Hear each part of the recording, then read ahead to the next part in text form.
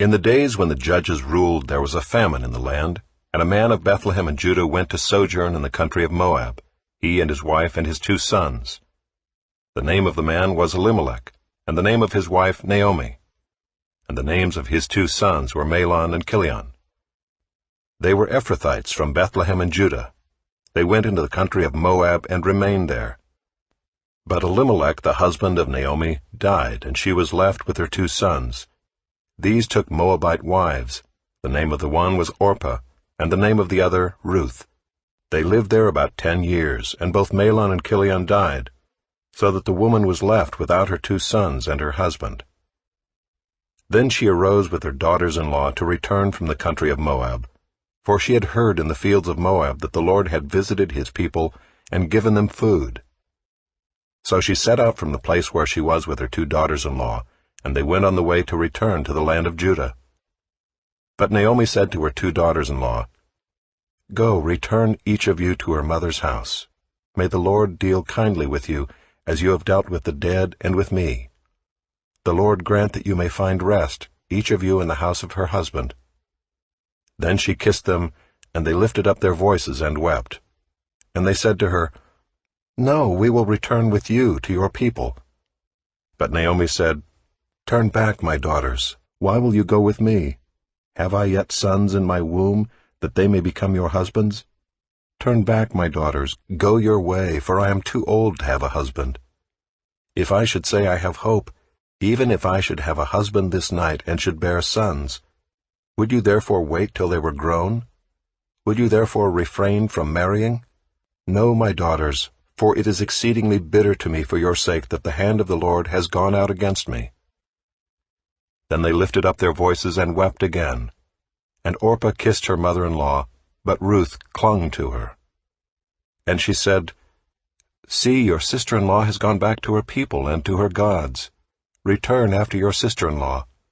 But Ruth said, "Do not urge me to leave you or to return from following you. For where you go, I will go, and where you lodge, I will lodge. Your people shall be my people, and your God my God. Where you die, I will die, and there will I be buried. May the Lord do so to me, and more also, if anything but death parts me from you." And when Naomi saw that she was determined to go with her, she said no more. So the 2 of them went on until they came to Bethlehem. And when they came to Bethlehem, the whole town was stirred because of them. And the women said, "Is this Naomi?" She said to them, "Do not call me Naomi. Call me Mara, for the Almighty has dealt very bitterly with me. I went away full, and the Lord has brought me back empty. Why call me Naomi, when the Lord has testified against me, and the Almighty has brought calamity upon me?" So Naomi returned, and Ruth the Moabite her daughter-in-law with her, who returned from the country of Moab. And they came to Bethlehem at the beginning of barley harvest.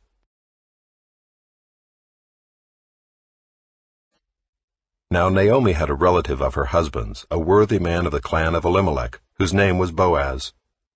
And Ruth the Moabite said to Naomi, "Let me go to the field and glean among the ears of grain after him, in whose sight I shall find favor." And she said to her, "Go, my daughter." So she set out and went and gleaned in the field after the reapers, and she happened to come to the part of the field belonging to Boaz, who was of the clan of Elimelech. And behold, Boaz came from Bethlehem, and he said to the reapers, "The Lord be with you." And they answered, "The Lord bless you." Then Boaz said to his young man who was in charge of the reapers, "Whose young woman is this?" And the servant who was in charge of the reapers answered, "Oh, she is the young Moabite woman who came back with Naomi from the country of Moab. She said, 'Please let me glean and gather among the sheaves after the reapers.' So she came, and she has continued from early morning until now, except for a short rest." Then Boaz said to Ruth, "Now listen, my daughter. Do not go to glean in another field, or leave this one, but keep close to my young women. Let your eyes be on the field that they are reaping, and go after them. Have I not charged the young men not to touch you? And when you are thirsty, go to the vessels and drink what the young men have drawn." Then she fell on her face, bowing to the ground, and said to him, Why have I found favor in your eyes, that you should take notice of me, since I am a foreigner?" But Boaz answered her, "All that you have done for your mother-in-law since the death of your husband has been fully told to me, and how you left your father and mother and your native land, and came to a people that you did not know before. The Lord repay you for what you have done, and a full reward be given you by the Lord, the God of Israel, under whose wings you have come to take refuge." Then she said, "I have found favor in your eyes, my lord, for you have comforted me and spoken kindly to your servant, though I am not one of your servants." And at mealtime Boaz said to her, "Come here and eat some bread and dip your morsel in the wine." So she sat beside the reapers, and he passed to her roasted grain, and she ate until she was satisfied, and she had some left over. When she rose to glean, Boaz instructed his young men, saying, "Let her glean even among the sheaves, and do not reproach her. And also pull out some from the bundles for her, and leave it for her to glean, and do not rebuke her." So she gleaned in the field until evening. Then she beat out what she had gleaned, and it was about an ephah of barley. And she took it up and went into the city. Her mother-in-law saw what she had gleaned. She also brought out and gave her what food she had left over after being satisfied. And her mother-in-law said to her, "Where did you glean today, and where have you worked? Blessed be the man who took notice of you." So she told her mother-in-law with whom she had worked, and said, "The man's name with whom I work today is Boaz." And Naomi said to her daughter-in-law, "May he be blessed by the Lord, whose kindness has not forsaken the living or the dead." Naomi also said to her, "The man is a close relative of ours, one of our redeemers." And Ruth the Moabite said, "Besides, he said to me, 'You shall keep close by my young men until they have finished all my harvest.'" And Naomi said to Ruth her daughter-in-law, "It is good, my daughter, that you go out with his young women, lest in another field you be assaulted." So she kept close to the young women of Boaz, gleaning until the end of the barley and wheat harvests, and she lived with her mother-in-law.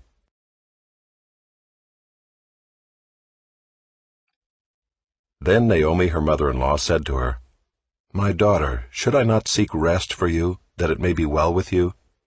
Is not Boaz our relative, with whose young women you were? See, he is winnowing barley tonight at the threshing floor. Wash, therefore, and anoint yourself, and put on your cloak and go down to the threshing floor. But do not make yourself known to the man until he has finished eating and drinking. But when he lies down, observe the place where he lies. Then go and uncover his feet and lie down, and he will tell you what to do." And she replied, "All that you say I will do." So she went down to the threshing floor and did just as her mother-in-law had commanded her.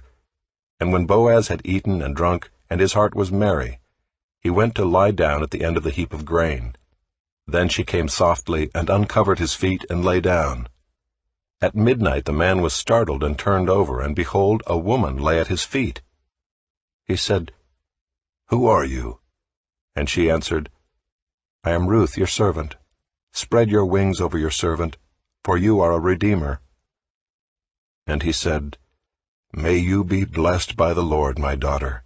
You have made this last kindness greater than the first, in that you have not gone after young men, whether poor or rich. And now, my daughter, do not fear. I will do for you all that you ask, for all my fellow townsmen know that you are a worthy woman. And now it is true that I am a redeemer, yet there is a redeemer nearer than I. Remain tonight, and in the morning, if he will redeem you, good, let him do it. But if he is not willing to redeem you, then as the Lord lives, I will redeem you. Lie down until the morning." So she lay at his feet until the morning, but arose before one could recognize another. And he said, "Let it not be known that the woman came to the threshing floor." And he said, "Bring the garment you are wearing, and hold it out." So she held it, and he measured out 6 measures of barley, and put it on her. Then she went into the city. And when she came to her mother-in-law, she said, "How did you fare, my daughter?" Then she told her all that the man had done for her, saying, "These 6 measures of barley he gave to me, for he said to me, 'You must not go back empty-handed to your mother-in-law.' She replied, "Wait, my daughter, until you learn how the matter turns out, for the man will not rest, but will settle the matter today."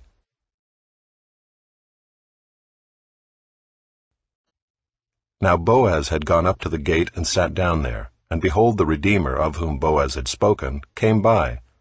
So Boaz said, "Turn aside, friend, sit down here." And he turned aside and sat down. And he took 10 men of the elders of the city and said, "Sit down here." So they sat down. Then he said to the Redeemer, "Naomi, who has come back from the country of Moab, is selling the parcel of land that belonged to our relative Elimelech. So I thought I would tell you of it and say, buy it in the presence of those sitting here and in the presence of the elders of my people. If you will redeem it, redeem it. But if you will not, tell me, that I may know, for there is no one besides you to redeem it, and I come after you." And he said, "I will redeem it." Then Boaz said, "The day you buy the field from the hand of Naomi, you also acquire Ruth the Moabite, the widow of the dead, in order to perpetuate the name of the dead in his inheritance." Then the Redeemer said, "I cannot redeem it for myself, lest I impair my own inheritance. Take my right of redemption yourself, for I cannot redeem it." Now this was the custom in former times in Israel concerning redeeming and exchanging. To confirm a transaction, the one drew off his sandal and gave it to the other, and this was the manner of attesting in Israel.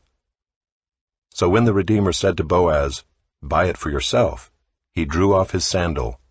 Then Boaz said to the elders and all the people, "You are witnesses this day that I have bought from the hand of Naomi all that belonged to Elimelech, and all that belonged to Chilion and to Mahlon. Also Ruth the Moabite, the widow of Mahlon, I have bought to be my wife, to perpetuate the name of the dead in his inheritance, that the name of the dead may not be cut off from among his brothers, and from the gate of his native place. You are witnesses this day." Then all the people who were at the gate and the elders said, "We are witnesses. May the Lord make the woman who is coming into your house, like Rachel and Leah, who together built up the house of Israel. May you act worthily in Ephrathah, and be renowned in Bethlehem. And may your house be like the house of Perez, whom Tamar bore to Judah, because of the offspring that the Lord will give you by this young woman." So Boaz took Ruth, and she became his wife. And he went into her, and the Lord gave her conception, and she bore a son. Then the women said to Naomi, "Blessed be the Lord, who has not left you this day without a redeemer, and may his name be renowned in Israel. He shall be to you a restorer of life and a nourisher of your old age. For your daughter-in-law who loves you, who is more to you than 7 sons, has given birth to him." Then Naomi took the child, and laid him on her lap, and became his nurse. And the women of the neighborhood gave him a name, saying, "A son has been born to Naomi." They named him Obed. He was the father of Jesse, the father of David. Now these are the generations of Perez. Perez fathered Hezron. Hezron fathered Ram. Ram fathered Amminadab. Amminadab fathered Nahshon. Nahshon fathered Salmon. Salmon fathered Boaz. Boaz fathered Obed. Obed fathered Jesse. And Jesse fathered David.